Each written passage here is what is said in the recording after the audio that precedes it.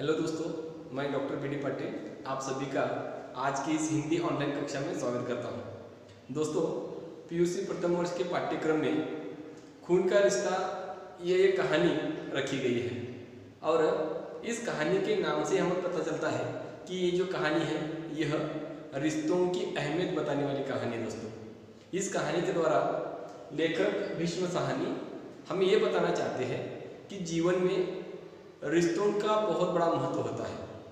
अपने जो रिश्ते होते हैं, खून के रिश्ते वाले जो होते हैं, उनको संभालना हमारी बहुत बड़ी जिम्मेदारी होती है। खून के रिश्ते वाले जो भी होते हैं ना, हमारे बुरे वक्त में हमें सहायता करते हैं। ऐसे रिश्तों की अहमियत जानकर उनको संभालना हमारा बहुत बड़ा काम है। तो इस कहानी में वीरजी नाम का एक युवक है और उस युवक की सगाई की रस्म इस कहानी में बताई है। और इस कहानी में वीरजी के एक चाचा है, उनका नाम है चाचा मंगल सेन। चाचा मंगल सेन लंबे समय से फौज में रहे और फौज से जब वो रिटायर्ड हुए तो वीरजी के यहाँ पे आते हैं। क्यों? क्योंकि चाचा मंगल सेन उनका अपना कोई नहीं था, उनका अपना खुद का परिवार नहीं था, बीवी बच्चे नहीं थे। तो वह अपने बड़े भाई मतलब वह वीरजी के पिताजी के पास आते हैं। वह अपने इस घर को अपना ही मानते हैं। वीरजी की बहन, बाबूजी, माँ जी, इन सब के परिवार को वह अपना मानते हैं, इन लोगों को अपना मानते हैं। उनको लगता है कि मेरे खून के रिश्ते वाले हैं। और इसी भावना के साथ वो रिटायर होने के बाद अपने बड़े चचेरे भाई के पास आते हैं। बाबूजी उनके चचेरे भाई हैं, तो चचेरे भाई के पास आते हैं।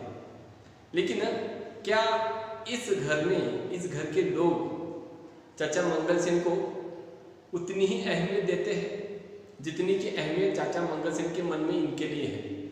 क्या वो लोग उनको इतना ही प्रेम करते, उतना ही अपना मानते हैं जितना चाचा मंगल सेन उनको अपना मानते हैं? दोस्तों, इस घर के जो बड़े हैं बाबूजी, बहुत बड़े जमींदार हैं, बहुत बड़े हैसियत है। उनकी इस हैसियत से कारण चाचा मंगल सेन को अपने इस चचेरे भाई पर गर्व भी है।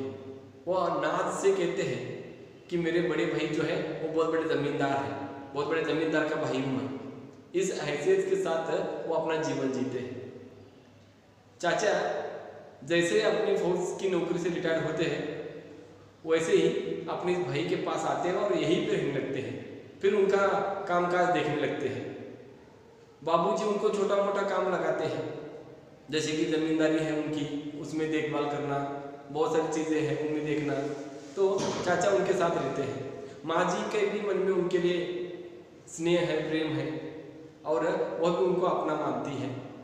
वीरजी, उसके मन में चाचा जी के लिए बहुत इज्जत है। मनोरमा वीरजी की बहन, वह नादान लड़की है, चंचल लड़की है। चाचा के साथ कैसे बात करना उसको इतनी अकल नहीं है। वो चाचा बड़े हैं फिर भी उनके साथ मजाक करती रहती है। तो ऐसे चाचा इस घर में घुल मिल गए हैं, इस घर को अपना मानते हैं। ये जो वीरजी है ना, वीरजी पढ़ा लिखा लड़का है, नौजवान है, युवक है। वो नौकरी के कारण शहर में रहता है। अब इस घर में ना वीरजी की शादी की बात चल रही, सगाई की बात चल रही है। सगाई की बात करने के लिए वीरजी के ससुराल में मतलब लड़की वालों के घर जाना है। अब लड़की वालों के घर जाना है तो लड़कों वालों के लिए बहुत ही गर्व की बात होती है, फख्र की बात होती है। उस ज़माने की बात करें दोस्तों, उस ज़माने में सामाजिक वातावरण कैसा था उसकी अगर बात करें, सामाजिक प्रथाओं की बात करें, तो उस समय लड़के वालों को ज़्यादा महत्व दिया जाता और लड़की वालों को कम महत्व दिया जाता। इस कारण चाचा को इस बात का बहुत बड़ा गर्व है कि मैं लड़कों वालों की तरह हूँ, हम लड़के वाले हैं, इस बात का चाचा को बहुत गर्व है। और चाचा दिन में भी सपने देखने लगता है कि जब मैं लड़की वालों के घर जाऊंगा तो मेरी वहाँ पे ऐसी आवत भगत होगी, वैसी आवत भगत होगी। लड़की वाले नाक झुकाए हमारे सामने खड़े रहेंगे, लड़की वाले हमारे इतने आवत भगत करेंगे, दूध पिलाएंगे, केसर वाला दूध पिएंगे, ऐसे तान कर उनके सामने बैठेंगे, उनसे सवाल पूछेंगे, अपना रोब दिखाएंगे और लड़की वाले अपना सर झुकाए, नाक नीचे किए, वो हमको क्या है हमेशा जी जी जी करते रहेंगे। बहुत ऐसे क्या है वो सपने देखता है। लेकिन जब विरजी शहर से आता है और अगले दिन सगाई को जाने की बातें होने लगती है, तब पता चलता है कि बाबूजी सगाई में बहुत सारे लोगों को लेके जाना चाहते हैं और विरजी है कि वो यह चाहता है कि सगाई में सिर्फ बाबूजी अकेले जाएंगे और बिना कुछ मांगे उनसे ₹1.25 ही लेकर सगाई की रस्म पूरी करेंगे। अब बाबूजी के लिए ये बात पसंद नहीं है, वो चाहते कि हम लड़के वाले हैं, लड़के वाले तो हमारा अधिकार है कि हम मांगे, और अगर हम न मांगे तो भी लड़के वाले देने वाले हैं, अगर वो देते हैं तो भी हम मना कैसे कर सकते हैं।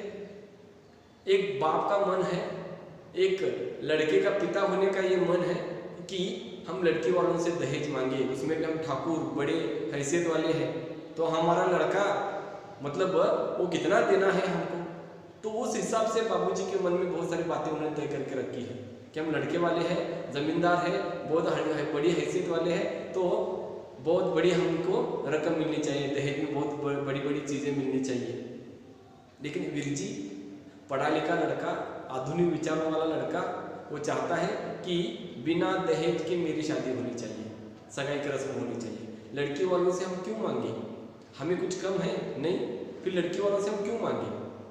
वो चाहता है कि सिर्फ दक्षिणा के रूप में ₹1.25 हो और ₹1.25 में सगाई हो, लड़की वालों को शादी में कोई कर्जा न उठाना पड़े, हमारे कारण उनके पिता को कोई कष्ट न पहुँचे, ये बात वो चाहता है। अब जिस लड़की के साथ विरजी की शादी होने वाली है उसका नाम है प्रभा। वो प्रभा से भी बहुत प्रेम करता है और वो उसके मन में प्रभा के लिए बहुत सारी ऐसी गुलाबी भावनाएं हैं। वो नहीं चाहता कि मेरे किसी कारण प्रभा को बुरा लगे, तो वो चाहता है कि बाबूजी अकेले जाए और सगाई की रस्म पूरी करके आ जाए। लेकिन बाबूजी और माँ जी दोनों चाहती है कि हमारे जो संबंधी है ना वो क्या कहेंगे, हमारे रिश्तेदार हैं वो क्या कहेंगे कि हमको सगाई की रस्म में बुलाया नहीं, जब उनके घरों में उनके बच्चों की शादियां थी, जो भी रस्में थी उस समय उन्होंने बुलाया हमको, अब हम नहीं बुलाएंगे तो फिर उनको बुरा लगेगा।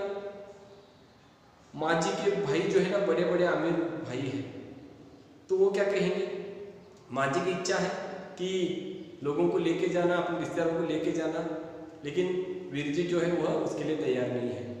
और फिर ये जो मंगल चाचा है उन्होंने सपना देखा था सगाई में जाकर मान सम्मान लेना, अवध भगत होगी, वो उनका सपना टूट जाता है जब उनको पता चलता है कि बाबूजी अकेले जाने वाले हैं, विरजी मानने को तैयार नहीं है।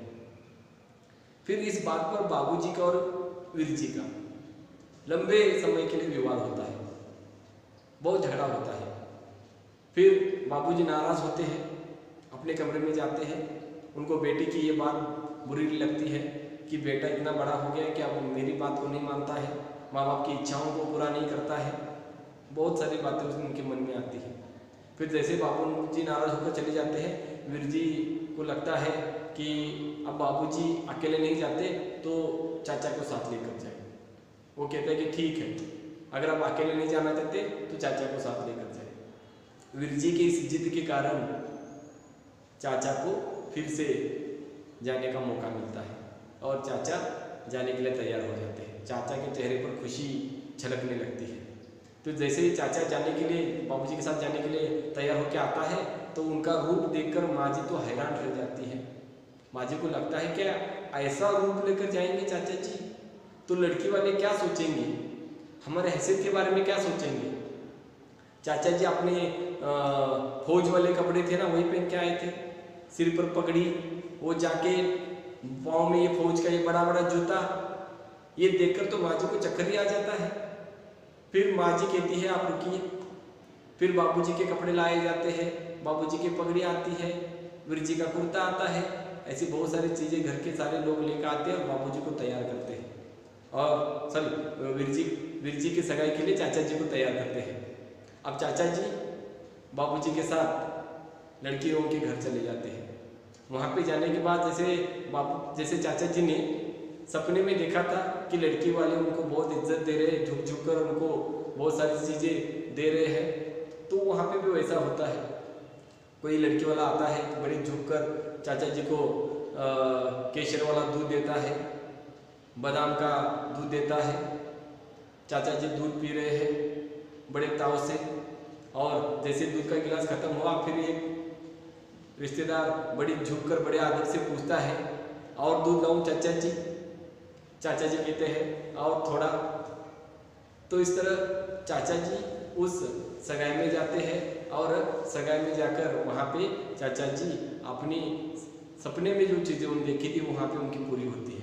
लेकिन वहाँ पे एक ऐसी घटना घटित होती है कि सगाई में जो चीज़ें लड़की वाले देते हैं उसमें से एक चम्मच खो जाता है, उसमें एक चम्मच कम पड़ता है, और इसका पूरा इल्ज़ाम आता है चाचा जी के ऊपर।